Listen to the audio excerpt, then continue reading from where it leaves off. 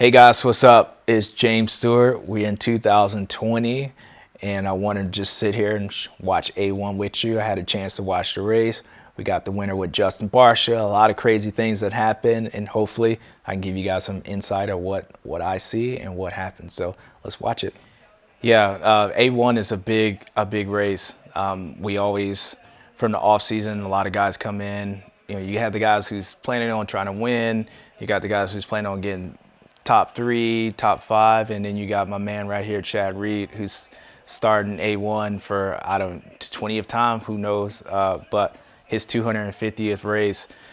So I think for him, I think he was probably more nervous trying to qualify and get back in, especially when he ended up in the LCQ. But it is crazy to think that this guy's raced these things that many times, and you know, we started at the same time. I've been done for 4 years now, so I don't think he was probably that nervous for the main event. He's already accomplished what it is, but it's crazy. But these guys right here, Cooper Webb and Eli Tomac, those are the guys who are supposed to be nervous. And gate drop at A1. Here we go.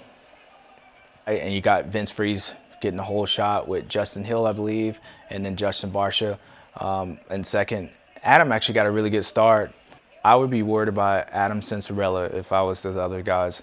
And the reason I say that is because we all been around his career and seen him come in, and with all the hype and then the injuries and stuff, this guy's hit rock bottom not once, not twice, but 3 times. And for him to come back and win that outdoor championship and then the rebound like he did after devastating in 19 in Vegas, losing a championship with only a few laps left, you could just tell, like, I think he's the one that's mostly built for adversity. And I believe, like, the way he speaks very intelligent. Like, you could tell he reminds me of myself when he thinks about racing a lot, like he really analyzes a lot. And I think this guy's gonna be really good. So if I was competition, I'd be more worried about Adam Cianciarulo on the bad nights, finishing like 5th, not DNF. And yeah, well, this incident, what happened with Cianciarulo, that's what happened to me in 2016.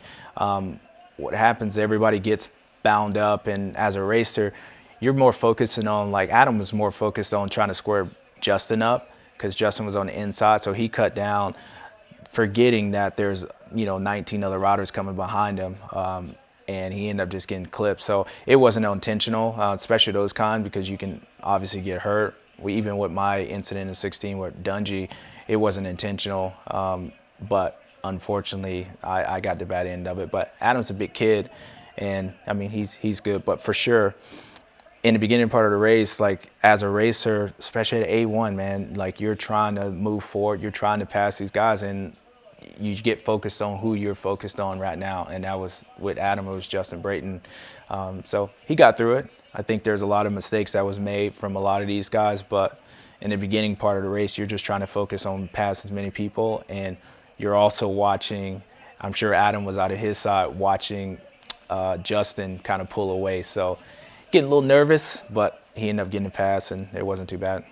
I believe, again, Adam, with this race, the passes that he's making, just what he did on Brayton, that to me should be Eli Tomac, a guy that's been in, that's a seasoned vet, that knows he's faster than everybody else. But what you see the rookie doing that. And I say that because you can tell he's been through it all. So he doesn't, even though he's a rookie, I guarantee he does not feel like one when he's racing. And you can tell by just the smoothness of his race. He comes up, he makes passes, he doesn't try to take anybody out. So that's why I think my pick is Adam Cianciarulo will be the guy that everybody should be working on. Now right here, Barcia just gets cross-rutted. He jumps off the track. He gets lucky at not falling, but right now he loses it.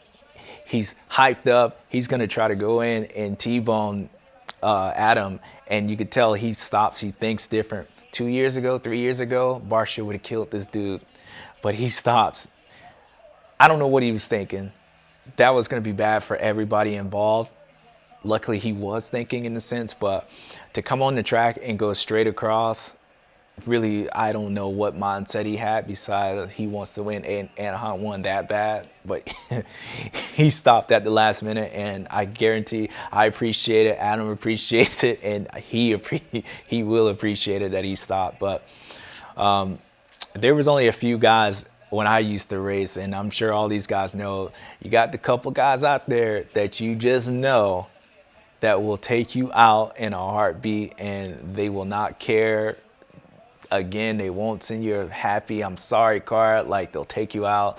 And Justin's like one of those guys. He didn't get Bam Bam for being, you know, baby, like hitting stuff. It was because he was Bam Bam. But it was cool to see him out there.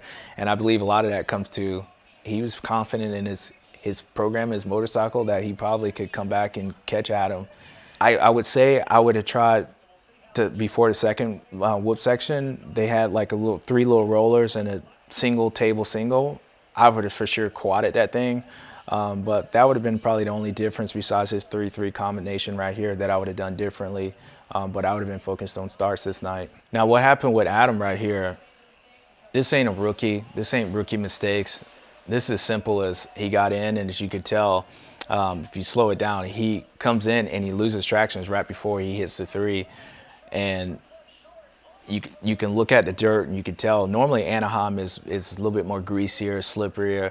Well, this Anaheim is really sticky, but before that jump, it goes from dark to light. And they're using certain electronic equipments right now. So as he comes out this corner, his back wheel breaks loose and he's committed. If he slams on the brake, he's gonna go over the bars. So he has no choice but to try to seat bounce it.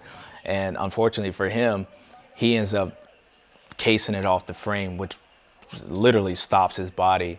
And he did a good job at not stalling the motorcycle or falling over, but he loses position to Barcia.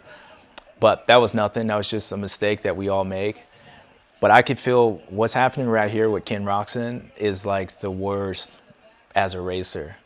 Now, you got a guy who believes that maybe he doesn't win A1, but he feels like he should be, you know, top 3. Or if he gets a bad start, he should be the one coming up. A guy that's watching the defending champion pull away from you.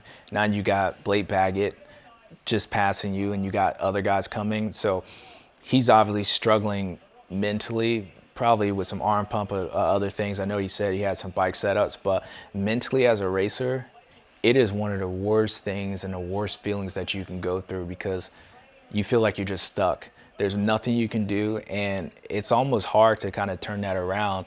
And again, you got a guy who's thinking that he can win the race. Now he's getting passed by these guys, and I'm sure he didn't think Blake Baggett would be probably passing him at A1. But he's going backwards, and once you kind of get in that state, I believe it's kind of the same thing what happens with Eli sometimes. It's like mentally you're just fighting to just stay up, and the more guys that pass you, the harder it is on you to like recover. And right here, he hears Anderson coming, and I wouldn't say he let him go, but he kind of let him go. It's a good feeling right here, man. Can't believe like just A1 just dominated, even essentially crashed, which makes it even sweeter, and came back and beat these guys. Even though he didn't hit the ground, he might as well hit the ground. It's a good feeling. And I remember like all the time when I was on the last laps that I would get so nervous and almost throw the race over Indo because I'm trying to not crash. But this is a good feeling. Come by the mechanics here. The bike's great. I love you, man. Throw a big whip for the fan. Feel that heat off the back of your neck. Ooh, that's a good feeling. About to blow the motorcycle up. I don't care. Nobody cares. We just won Anaheim 1, baby. The one guy I was surprised how he did was Blake Baggett. I didn't really hear much of him during the off season. And even he said he came up and the El Chupacabro kind of came back out. He got a top 5, so I'm pretty sure he's stoked on that. But there's some winners out there. I mean, there's only one winner, but there's guys who out there who definitely feel like they're in a good spot with Adam, Justin, and then there's the other guys out there, possibly the Ken Roczens and Eli Tomacs that are maybe scratching their head a little bit. But it's A1, and I DNF A1 and came back and won a title. So what they say, you can lose it at A1 or win it. You can do all both. You can go out and win 7 races in a row and be tied for the points lead, or you can go out there and you can finish second, third, and be winning the championship. So this guy, long hair, don't care. Justin Barcia is the man of the night, and that was Anaheim 1.